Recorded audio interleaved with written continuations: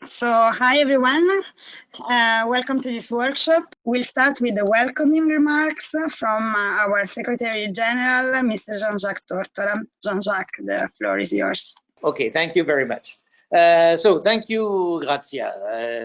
It is really my pleasure to welcome you to this workshop organized by Eurisy within or in the framework of an initiative that we have taken a few months ago on the space for cities. For those who are not familiar with Eurisy, I would just say a few words. We are a not-for-profit association based in Paris, and among our members, we have a number of space agencies, but also a number of companies active in the space downstream sector, as well as some regional development agencies or players. And we are mandated by our members to communicate about space applications and to stimulate the development and uptake of satellite-based services and markets that truly respond to the societal needs. Actually, our motto is bridging the gap between space and society, which was pretty visionary at the time Eurisy was created a few decades ago. Since most European citizens live in cities, and since cities are amongst the main pollution hubs in Europe, Eurisy has in 2019 launched this initiative focusing on satellite applications for cities, the so-called Space for Cities initiative. And in the framework of this initiative, we have identified a number of successful cases in which satellite applications are used in cities to enhance the sustainability, the efficiency, and the resilience of city services. We all know among experts how much satellite imagery brings to us information that can be used and exploited to build and monitor. Would it be solar energy systems, soil movements, and a number of essential parameters to enhance urban health, such as air quality. And despite the many successful examples of use of satellite-based services at regional and local levels, and despite the programs implemented at local and European scales to make available funds and to develop services that are increasingly sophisticated, satellite-based services are still considered as innovation rather than practice. And today we will try to understand what are the challenges to the uptake of these technologies in cities, and which are the facilitators that we should consider. So in the next couple of hours, we will hear about 6 applications of satellite-based data to enhance solar energy, to better monitor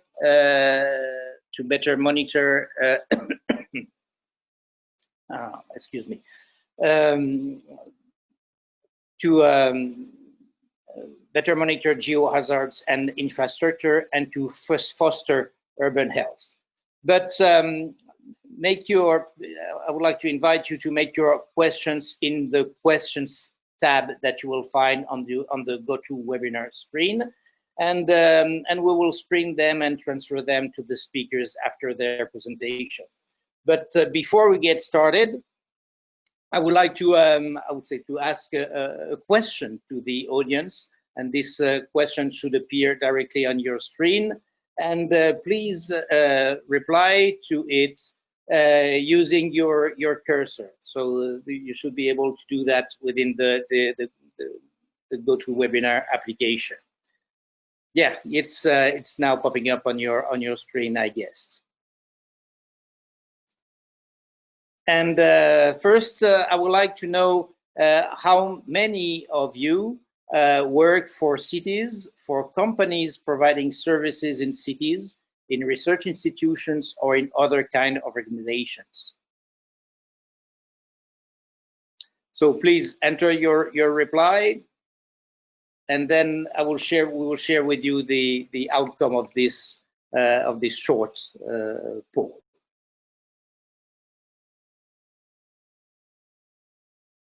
Yep, I guess you had time to address the first question, and we see here the results. So we have, I would say, 10% of people working for cities, 17% for company providing services, 27% university, and 46% on other kind of organizations. So pretty much a lot of other kind of organization representatives today with us. Thank you very much for this reply, which gives you I would say a first outlook at the composition of our audience. And secondly, I would like to ask you another question. I would like to ask you if you have ever get an experience using satellite data.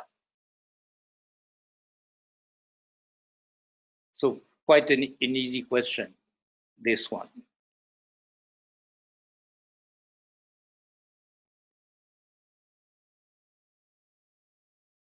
Okay, we should get the results soon. Yeah, 75% having already used some satellite data. So I guess it's you have at least the notion whether it's direct or indirectly use of satellite data that you make. But definitely, I think that we have an audience which is, well, we could say quite familiar with the use of satellite data. So thank you very much. Now we have a better understanding of the public that we have in front of us. And that being said, I would like to now formally open this workshop and to give the floor to our first keynote. So Grazia. Yes, so our first keynote is Vasileios Latinos from ICLEI Local Government for Sustainability in the Europe branch. So he has a background in engineering and urban management. He has been working extensively on the issues of sustainability, climate change, and urban resilience. He opens the workshop with the first presentation of needs and challenges of cities to integrate ICTs into their operations. Thank you, Vasileios. Thanks a lot, Grazia. Thanks a lot for this invitation. One moment, I will just share my screen. Can you see my screen now? I hope yes. So yeah, thanks a lot for the invitation. It's also like a little bit, I'm happy to open the workshop, and I'm sure that I'm gonna learn a lot also. I'm working for ICLEI, as Grazia said, more focusing on urban resilience and climate adaptation, but also working like really closely with cities for many years now. So my presentation will not focus like really on the satellite applications, but more on like needs and challenges that the cities are facing when it comes to resilience and sustainability. We'll make our panelists, so you know if you're so in the next minutes, I'm gonna talk about, I will just present like very briefly what ICLEI does. Also a bit of an overview of the needs and challenges when it comes to integrating ICT and resilience, and some good practices from European cities. So ICLEI, for the ones that don't know it, is a global network of more than 1,750 local governments and cities and communities that they all commit to sustainable development. We are active in more than 100 countries in the world, and we are a membership organization with, we work with cities on a membership base, and we do a lot of capacity building, partnerships, and peer exchange. And you can see like here some numbers. We have like 22 offices around the world and more than 1,750 members. When we talk about resilience sustainability, this is basically the definition of resilient development for ICLEI. It's part of our ICLEI strategic vision and commitment that was released in 2018. You can see that for ICLEI, resilient development is to anticipate, prepare, absorb, and recover from shocks and stresses. Whether it has to do with technological, social, demographic change, and also, but basically by improving also essential basic response structures and functions. For ICLEI, you can see that here also from the graph. So urban resilience and then also adaptation and disaster risk reduction are preconditions to sustainable development. So the ultimate goal for cities that we work with is always like to reach a certain levels of sustainability. To do that, we work in an integrated way. So we try also like to integrate like different agendas and to design and to bring and create systemic change for cities. ICT solutions for us are also like somehow all integrated in all these 5 pathways, the 5 ICLEI pathways that you see here, and they all come into this holistic thinking that ICLEI is implementing when we're working with cities and local governments to optimize the impact and to contribute to strengthening resilience. So what are the challenges basically? Cities are very complex structures. The ones that work for cities and the ones that work with cities know that very well. Basically they are dealing with cope with a lot of issues nowadays that also like require this holistic thinking and this integration of topics. In our case, I will move to that, like integrating like these ICT solutions with like measures to enhance resilience and to cope with climate change. So you can have included here some pictures from major cities in Europe on how to cope, for example, with heat waves and extreme measures here in Paris, to how to increase dam safety in Holland by increasing discharge capacity and reducing flood risk and infrastructure damage, and also to renaturalization of dunes to protect coastlines against tidal effects in Almada in Portugal. In general, cities always like face like this a variety of challenges, and people who are working with cities have always like to deal with, for example, language issues, mismatched terminology, sometimes with unrealistic mismatched expectations, with how to obtain and deal with data, what data is actually necessary, how to embed effectively different technologies, how to engage with stakeholders to balance the power, intellectual property. They have to deal always with lack of capacity, with political commitment, and time and resources. Sometimes communication is always getting like remote or insufficient, non-transparent. It's always a problem to prioritize funding when priorities are always changing, where to start, where to stop, and these are only some of the challenges that the cities are facing. This list can go forever. So what we do with ICLEI, when we try also somehow like to work on resilience project, but then we try also to implement information communication systems. We try to have like this 3-step approach to build climate resilient cities. On the one hand, we integrate, we try to encourage the cities to integrate ICT in building networks in a multi-dimensional, multi-institutional approach. Also, like in a more strategic considerations, strategic documents, strategic approaches that they have in cities, having again this holistic view, but looking into social and political relations, and also like in project implementation using integrated decision support tools. And this is where I will come now, and I want to present some good practices from European cities, but also European projects. The city of Kristiansand in Norway is the southern city in Norway, coastal city, that they have also implemented a very detailed resilience information portal where they connect all the stakeholders in times of emergency or in times of crisis, and they tried somehow to connect to increase the preparedness of the city to tackle climate change, the effects of climate change. if you want to take a further look at that, has been also like they have developed also like a standard technical specification on how actually to implement these resilience information portals in other cities.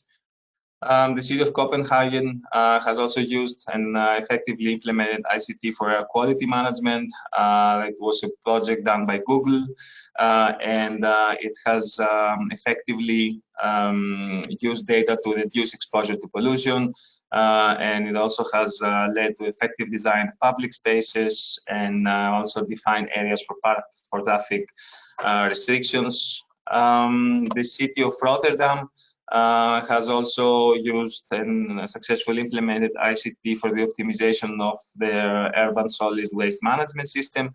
This actually happened through like the ruggedized Horizon 2020 project that is still running.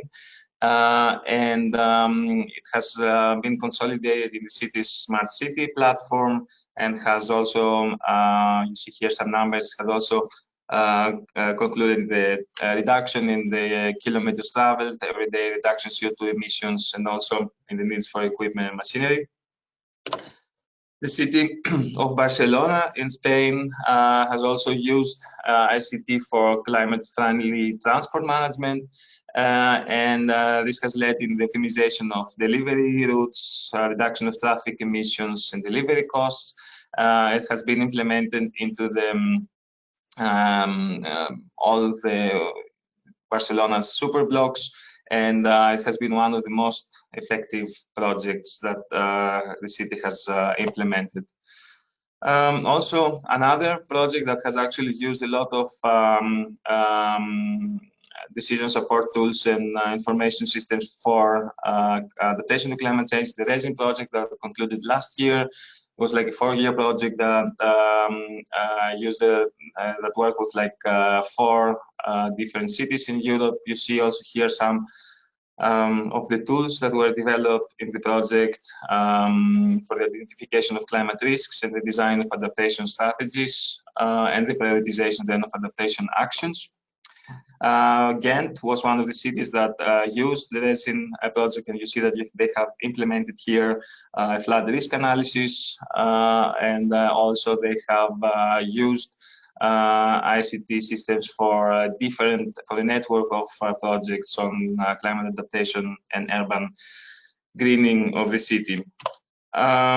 You see also these are some of the projects that ICLEI is also working on in this topic, and also you see here on the right side also the cities that are we working with, and always in this nexus between on the one hand climate change, but then ICT and building resilience. Last thing that I wanted to share with you, I mean, we have also, like, of course, the COVID-19 is always with us the last month. So there's another threat that the cities need to adapt to. And I would like to share just some results from a recent project from a study from the European Bank for Reconstruction and Development. That ICLEI did in the last month. So these are only some of the projects, some of the main outcomes of this study of the main issues that COVID-19 brought into the surface, and all of them they have to do also about use of data and also like use of or the lack of data and coordinated action for climate response and management. And what I would like to share is just like a very good example from the city of Izmir in Turkey, that very early in the COVID-19 outbreak, they implemented this crisis municipalism management model, as they call it, already in March 2020. And also they implemented the COVID-19 resilience action plan, which made a very effective and coordinated use of ICT, of existing ICT and portals in the city for the communication with citizens and vulnerable groups. Either this had to do from delivery of food and supplied door to door, and supplies door to door, to regular updates for the whole population about what's happening in the city and what are the main updates with regard to the pandemic. And that's it from my side. I hope that there was some useful information there. I'm really looking forward to hear the next presentations and to join also the panel later. Thank you. Thank you so much, Vasileios. So plenty of interesting cases, actually. We see that not all the solutions that city needs rely on technologies, and definitely not on technologies alone, but that geopositionings and sensors have a role to play. So we will have the possibility to address questions to the speakers in the keynote session during the panel. So since we are, of course, already late, we will continue with our next panelist, Ms. Cristina Martinez from the CNECT of the European Commission. Ms. Martinez helped launching the European Open Science Cloud in the E-Infrastructure and Open Science Cloud unit, and is now the deputy of the Smart Mobility and Living unit in the CNECT, dealing with smart cities and mobility policy, placing emphasis on environment and sustainability aspects. So thanks a lot, Cristina. You can share your screen as well. Thank you very much for the introduction. Actually, I will not be able to share my screen because I'm using an iPad, I'm afraid, as I could not connect from my corporate laptop. So if you don't mind, and we can share the screen for you. that would be great. And thank you. But I don't know whether they're so let's say exciting, because my slides will touch the more boring part, as I am planning to present you some of the work programs and the instruments that the European Union is putting together in order to support all the impressive projects that Vasileios has presented before me. What I think he's made in terms of an important point to remember is that indeed cities are at the crossroads of many sectors, but also many problems. And mayors are definitely at the forefront of all these crises that need to be managed. COVID is the least one, but we have many others that are in front of us. And I think you presented very well in your presentation what these problems will be about. And so if we want to address those issues, and if we want to deploy innovation that is indeed mindful, some on the first slide, please, thank you. If you want to deploy solutions that are mindful of the forthcoming necessary transformations, which have to do with a sustainable society that makes an intelligent use of its resources and that works and operates in a kind of circular mode, with citizens designing the solutions that will fit their problems, and with the technology supporting those meaningful transformations by equipping the cities with those elements that will help making informed decisions, such as, of course, everything that will facilitate the acquisition and the understanding of data. That is exactly the kind of transformation that we would like to support from the European Commission, and this is well in line with our policy priorities, that is the European Green Deal and the digital priorities. So we want to make Europe by 2030 fully sustainable and also a continent fit for the digital age. So the next slide shows you how we can manage this. It looks like we can't see the content of my slide, but basically what it presented, this is a graph that presented many of the initiatives that are now pursued by the European Commission. They have to do with the financial instruments, like the current research program, H2020, but also initiatives like the Covenant of Mayors, like the Intelligent Cities, like the Lighthouse projects that are being funded, and some of them are indeed welcoming and contemplating the projects that were mentioned earlier on. We have also the urban agenda policies, and finally, what the digital policy of the European Commission is doing for cities. And here we are indeed focusing at the smart dimension of it, but if it's not sustainable, it's not smart. So let me emphasize on the necessity also that ICT contributes to sustainable solutions. Next slide, please. So we have an initiative that support, thank you, that's the one. We have an initiative that will support this necessity to now join up different initiatives and let's say serve the needs of the mayors and of those who are designing solutions in the cities. We call it the Joint Boost Sustain Declaration. The website is www.livingin-eu, and this is the place where you need to go if you want to understand how a bottom-up initiative can lead to shaping the programs of the European Commission.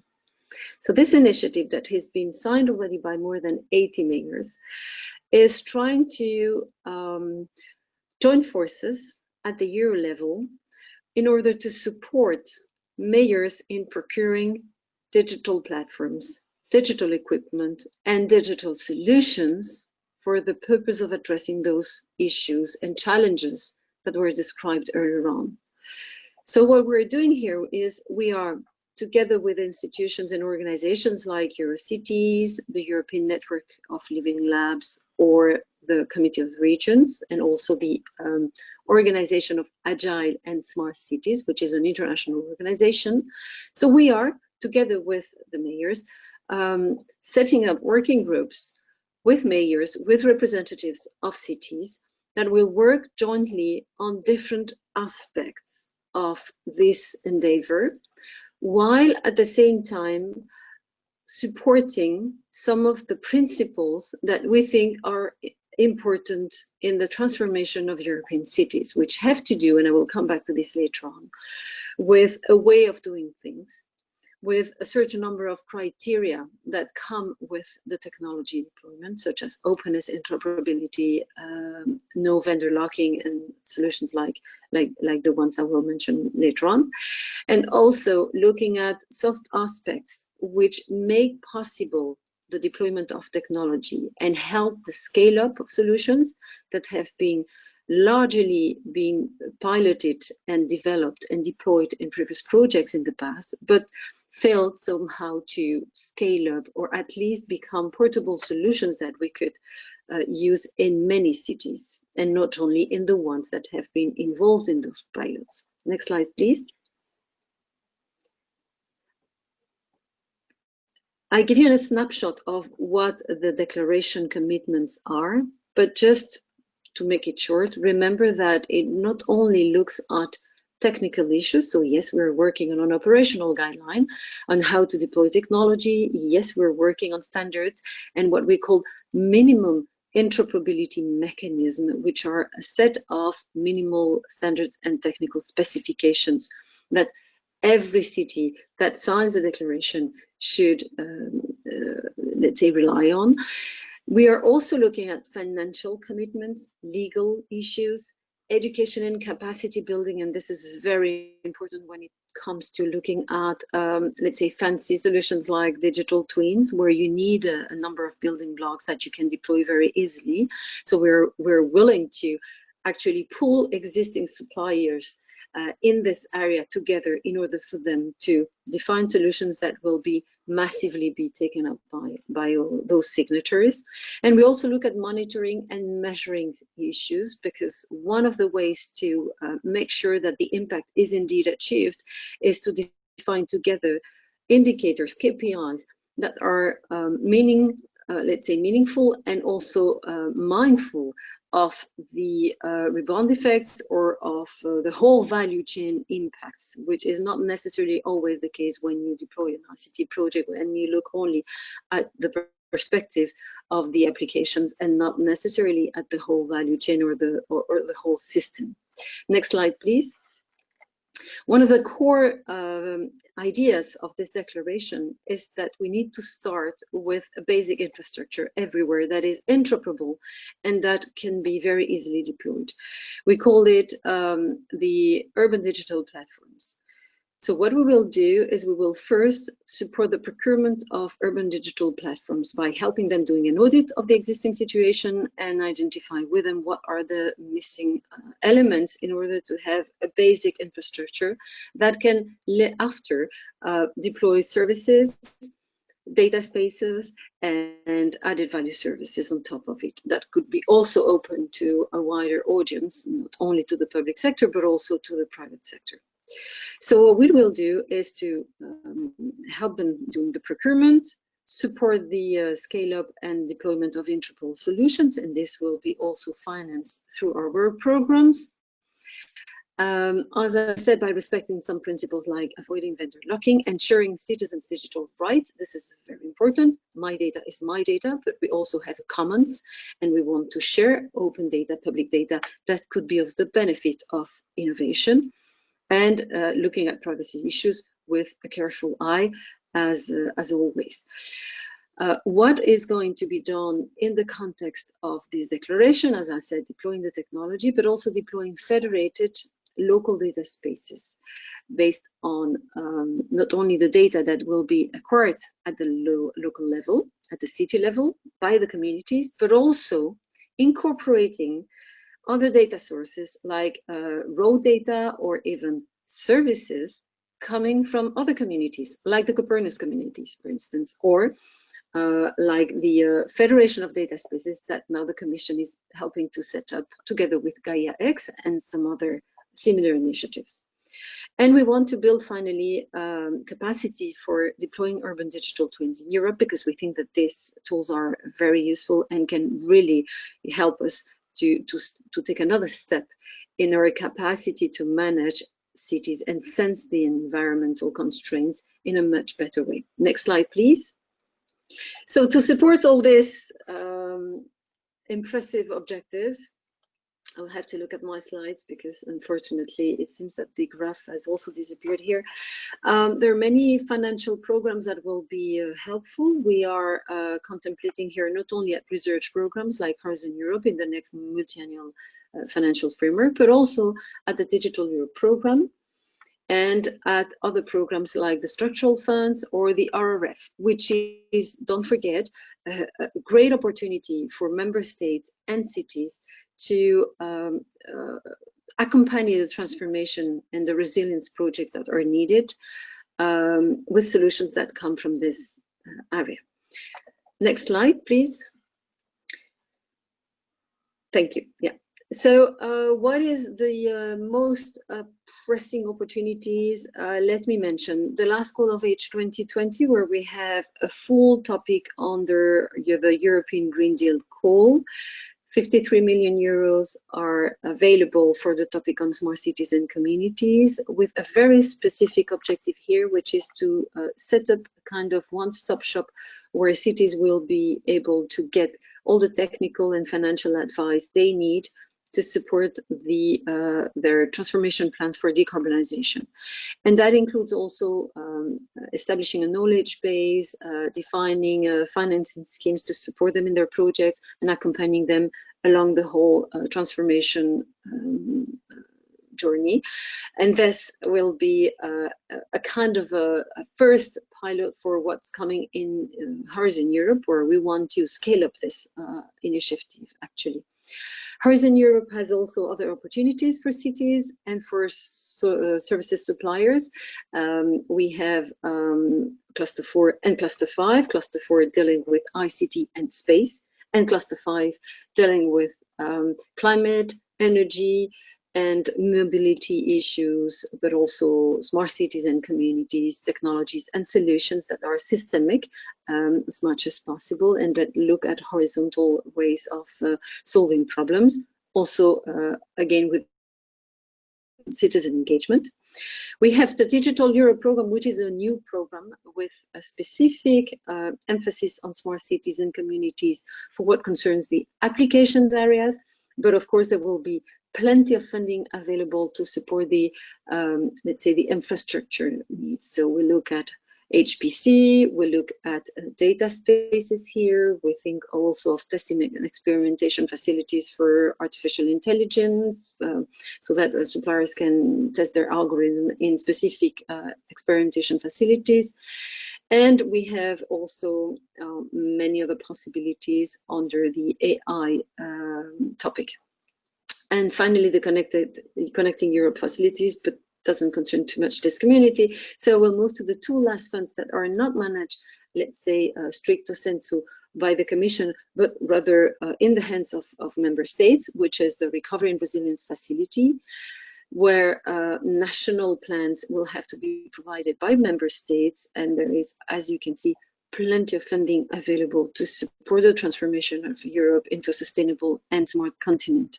The same is true for the structural funds, where national programs will be able to apply for urban projects under the Cohesion Fund. Next slide, please. I will not go into the detail because I think I have mentioned the most important elements, but you have the detail on the slides and I'm always available for questions. Maybe we can go to the next slide. Same here, Horizon Europe has two important clusters for you, and the Digital Europe program that I mentioned already is divided into 5 sections. The 4 first sections look at the technologies. The last sections look at application areas. There is a topic under the section SO5, which deals with problems for solving problems for smart and green communities. As I said, procurement of digital urban platforms, capacity building, setting up local data spaces for cities that can be eventually federated at the European level and also joined up with other federated spaces.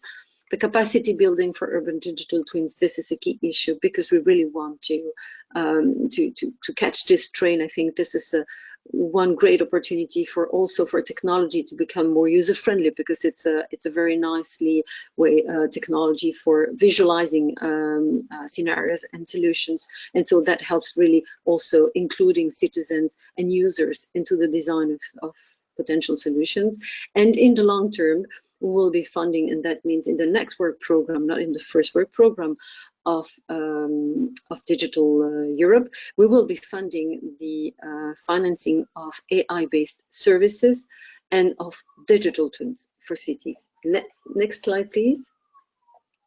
I think I mentioned this already, so let's move to the next one. And that's the most important one, because you have all the addresses and the links to get more information about the elements of my presentation. And I am, of course, available also at the end of the session in the panel to discuss with you more specific elements which have to do either with policy, how do we envision the cities of the future, but also with the specificities of our programs, which, as you probably know, are not yet approved by the co-legislators. So we're still waiting for the multi-annual financial framework program of the European Union to be adopted before we can launch this program. So please hold your breath. Hopefully this will be done by January next year. Thank you very much.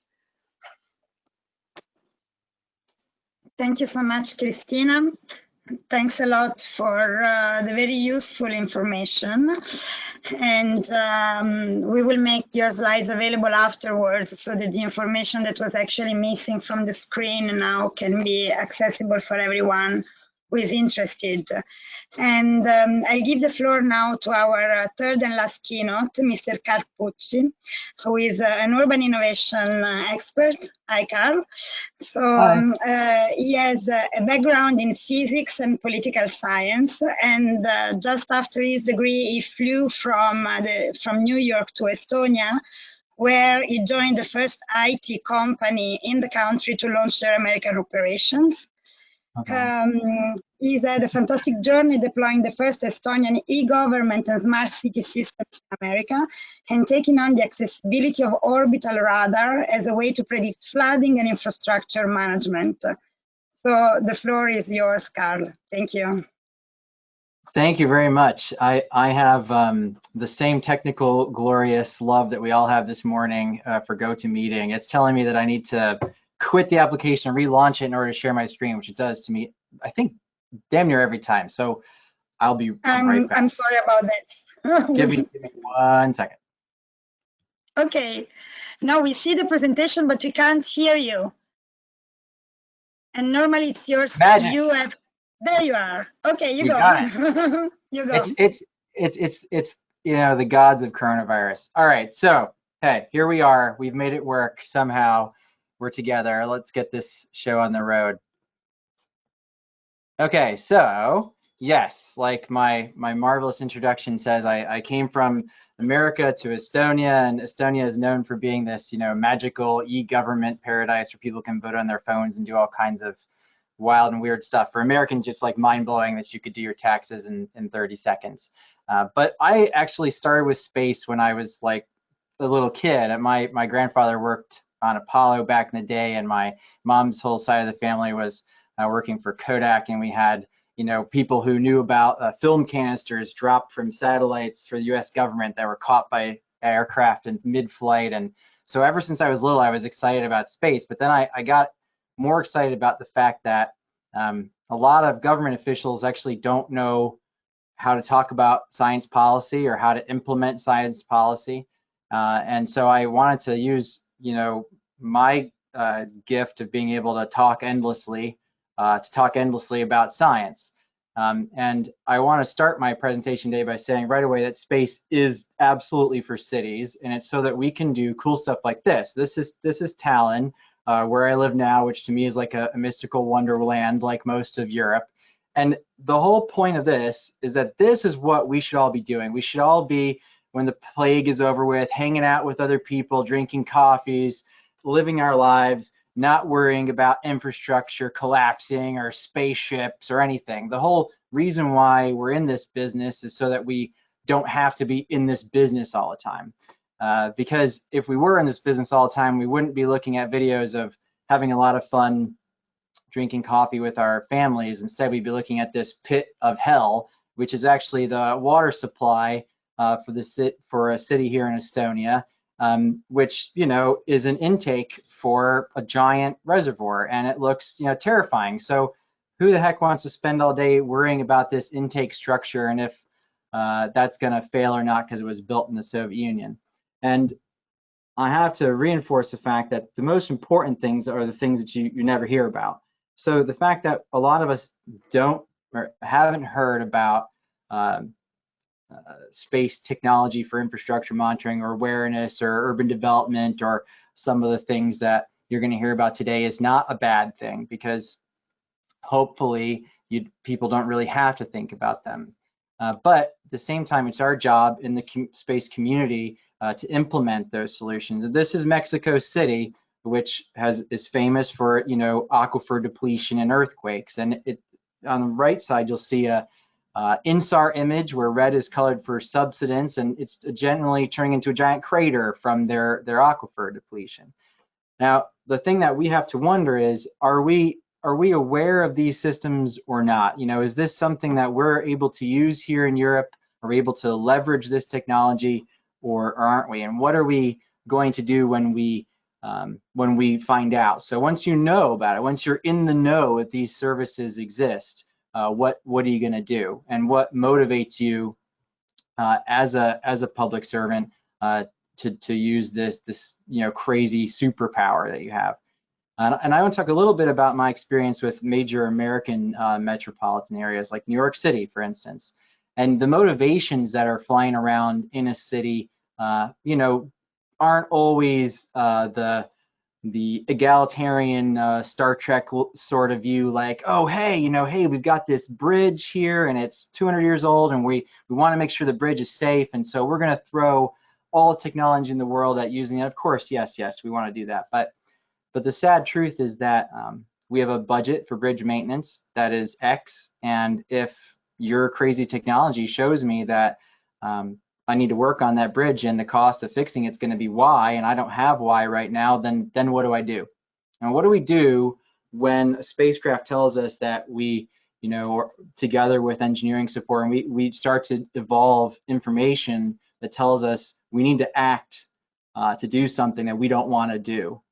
And then you have the complexity of a city. For instance, you have the water department or the infrastructure department that has to interface with public safety, that has to interface with the mayor's office, and you have all these different players, and very often they're like little kingdoms and little silos of authority, and people don't have the same motivations. Of course, everyone we want to believe is motivated to do the right thing, but I think it's an interesting study and experiment to take when you're the person bringing this innovation you've heard about with space to a city government. When you go to those meetings to think about it, what are the other players going to do in the different departments?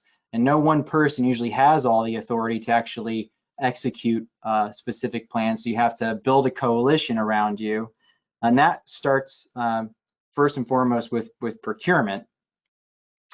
But once you get through all of that, you have this immense power of pride. So let's say you're able to find like some little niche, right? For instance, this is the emergency managers. This guy on the right's the head of NOAA, the Weather Service for the United States. The other guy's the Census Bureau Director for the United States. Okay, hey, these guys, all these powerful people, and they're like, oh my gosh, we found this cool technology. We use it to do this tiny thing, but we're so proud that we were able to do that. And you use that as currency inside the organization to move forward, to take on the next big challenge. You know, it's never going to be about technology. It's going to be about people and the mentality of the people around you. It's not going to be about all the scientists sitting here on webcams and infinitely many conferences saying, you know, we have the technology to do all this stuff. Sure, okay, that's great. It's about the mentality of the civil servants, of the public service, to actually implement that change. And change and uptake of innovation is painful. It's a communication challenge. It's communicating openly and honestly that, hey, this is not going to be a load of fun, and we're going to make mistakes, and we're going to spend too much money on some stuff and not enough on others. But we're going to try and move this organization in the right direction. You know, in the first keynote, we heard about a lot of projects going on around Europe, and there are countless projects going on around Europe, and in their little boxes. And one of the cool things that Eurisy is doing is pulling all that together to talk about it. But I'd say that the three things that we want to really think about when we think about mentality is the resistance to change and how you might be able to leverage that, right? How can you leverage people's desire to absolutely do nothing just so they can keep their job and get a pension 40 years from now? Well, you can make them, you know, you have to make your argument cater to that, right? You know, how do we make sure that nothing goes wrong? Oh, we have this Earth observation technology that can help make sure that everything's okay and you don't have to do anything. There could be no change. It's all about those angles. One thing that's really critical, and we talk about this with DG Grow and other parts of the European Union supermassive entities, you know, you do it for the jobs, which is interesting. You know, Copernicus and the Sentinels being open data was supposed to be a big job growth for the European Union. Now, all this free data will create all these little companies, and they'll go export the data and make tons of money, and we'll recover our multi-billion euro investment. But what's happened is siloification and nationalism, right? So we say, well, I'm the city of X in the country of X, and I'm going to buy this from the company of X. Oh, and by the way, there's a big university up the street, and we're only going to buy it from them. They're going to make a spin-off, and we're going to buy it from their spin-off, and their spin-off's going to make a spin-off's going to make a spin-off, and there's 300 PhDs involved, and very good. We did it for the jobs. But the truth is that you didn't create any jobs. What did you do? You create five jobs maybe, because all you did is just recycle the money into the same research institution loop that you had in the first place. And that's one of the tough things about procurement. One of the toughest things about procurement in the European Union is how do you really get into the SMEs, into the small and medium-sized enterprises? And a lot of the funding that Cristina was talking about earlier is built to do that, but you got to overcome this stigma in space in Europe that it should be for this university ecosystem. And to get out of that and kind of go to the small hungry players, and to get out of the players that are in your country and get to the players that are in other countries and build coalitions. And I think there is a challenge to rise to there. The other big topic I believe that we have to face in European space is the fight of our ignorance. You got the guy on the right, he's Copernicus. The guy on the left, that's Galileo. And these are Europe's two largest space investments. And we're always kind of beating up on Copernicus and taking away his money and giving the money to Galileo because everybody understands GPS. We understand the strategic importance of the investment in GPS. In fact, Europe has a thing called Copernicus Masters, Galileo Masters, where small companies compete to create these innovations that will get funded. One of the terrible parts about that, by the way, is that small companies are funded by the European Union and ESA in the beginnings of their company to create cool new techno widgetry, but not there's no attention paid to the marketing and business development angles. And that's part where the city can come in. So if an urban area says, hey, we need the solution, some guy won the Copernicus Masters of the solution that's useful, that's a place to encourage them to develop their ability to communicate about it, not just build techno widgets that are cool for the sake of building widgets, but to get them to build out that marketing angle so that you can foster the job growth that you're so hungry for. And I mean, honestly, we need to be more focused on learning what Copernicus has to offer Europe. It has to offer a variety of different data inputs that are, way unimaginable, beyond GPS. All the different things that we can do with multispectral, hyperspectral, and INSAR. There's more and more capability coming online that I think we need to figure out how to communicate better about. And then we have to know, is it worth it? And that connects back to the job argument. Here we have European leaders, arguing about the space budget, which is now going to be, less than it was supposed to be, even though just 6 months prior it was going to be the record largest space budget ever. But is it worth it? I would say absolutely. It's worth 10 times that, actually. But we have to make those compelling arguments back to the public. And I don't know if the public really understands, okay, well, I got a new iPhone and it says that it uses GLONASS and Galileo and GPS. I mean, okay, all right, whatever. I don't even know what that means.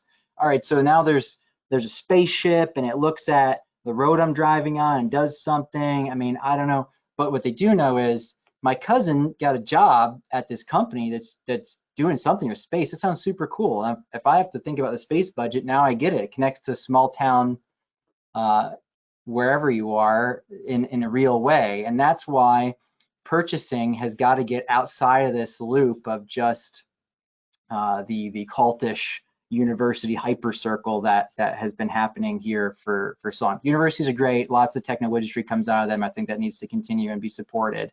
But there needs to be a way to think about the other sides of it. This was the European Small and Medium-Sized Enterprise Assembly last year in Helsinki, Finland, where I was also speaking a lot about the Estonian story. And 8 people showed up for a room for 200.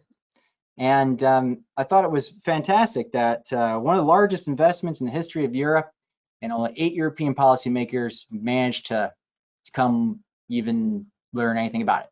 And I have to say that it's probably because people didn't even know what Copernicus meant when they saw it on the agenda. And I'm really, really proud of everyone who managed to make it part of their day to attend this seminar today. And, it will be you, or maybe it won't be you. Maybe one day, is today the day? Because the 8 people that were in that room are the ones that are going to write the future of European space. And of course, many who weren't there, but you can't change the future of European space without showing up to the conversation. And a lot of the things that I've said are very thought-provoking or provocative, maybe needling at some sore spots in some areas, but that's the whole point. The point is to have an active discussion about topics that are uncomfortable but are difficult for us. And I really want to close on the fact that why we do this.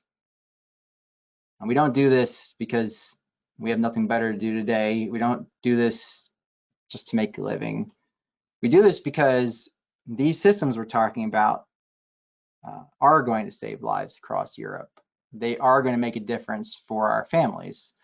We do this for them, not for us, and not for some crazy purpose just to push paper around from one bureaucratic institution to the next. We do this to really write a brighter future for Europe, for the world.